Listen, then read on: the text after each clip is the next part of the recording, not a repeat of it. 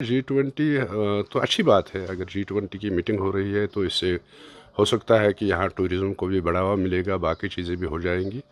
लेकिन बात एक है कि जहाँ से एक तरफ तो G20 चल रहा है, दूसरी तरफ यहाँ पे जो हालात बने हैं पिछले, मैं कहूँगा कि पिछले 3000 ये 370 के हटने के बाद जो हालात यहाँ हुए हैं, उनमें कोई फ़र्क नहीं आया है।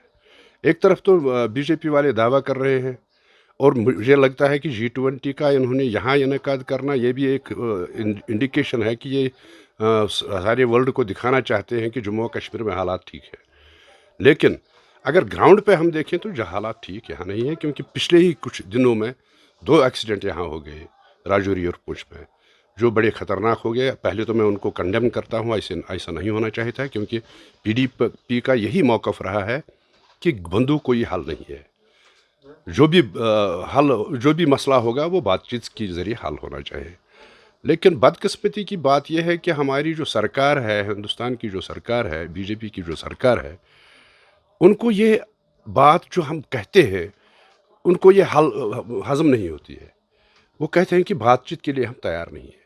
लेकिन चाहे 100 साल, चाहे 50 साल, चाहे 25 साल, अगर हम जंग भी करें तो अल्टीमेटली उसका हल जो है वो बातचीत के ज़रिए हल होता है। तो यही हमारा भी मौक़िफ़ है।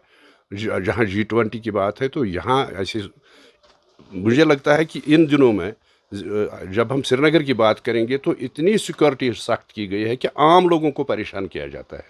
तो राजौरी पुंछ को लेकर जो है जम्मू के लोग जो है वो ये डिमांड कर रहे हैं कि दोबारा से सर्जिकल स्ट्राइक तरीके का जो है अटैक होना चाहिए। क्या आप उसके हक में नहीं है? देखिए, पहले भी एक सर्जिकल स्ट्राइक हो गया तो हालात ठीक नहीं हो गए।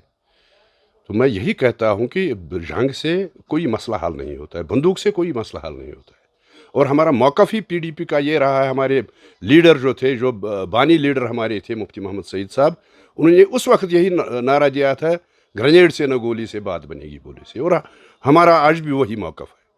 इसलिए मैं ये बात करना चाहता हूँ कि सर्जिकल स्ट्राइक हो, जंग हो, वार हो, उससे कोई मसला हल नहीं होगा जब तक टेबल पर नहीं बैठेंगे हिंदुस्तान और पाकिस्तान, और जो स्टेक होल्डर्स यहाँ के हैं उनको साथ मिला के बातचीत के ज़रिए ये हल हो सकता है। ये भी बातें की जा रही है कि राजौरी पुंछ में जो हुआ वहाँ पे आम लोग जो रहने वाले हैं वो मिलिटेंट्स को वहाँ पे सपोर्ट कर रहे हैं। देखिए, वो तो सिक्योरिटी वालों का काम है, वो ये हम नहीं कह सकते। ये इन्वेस्टिगेशन का मामला है।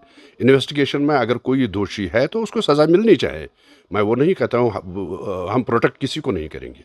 लेकिन बात यह है कि ऐसे हालात में इतनी सिक्योरिटी होने के बावजूद क्यों ये हादसात हुए, क्यों ये वाक़ात हुए, उसका जवाब देना पड़ेगा इनको, बीजेपी वालों को, जो ये कहते हैं कि हमने हालात ठीक किए, यहाँ पत्थरबाजी नहीं हो रही है, यहाँ मिलिटेंट से हमने ज़ीरो पर पहुँचा दी। तो कहाँ से ये हादसे हुए, क्यों हुए, इसका जवाब देना पड़ेगा बीजेपी वालों। टेक वन अब आपके WhatsApp पर।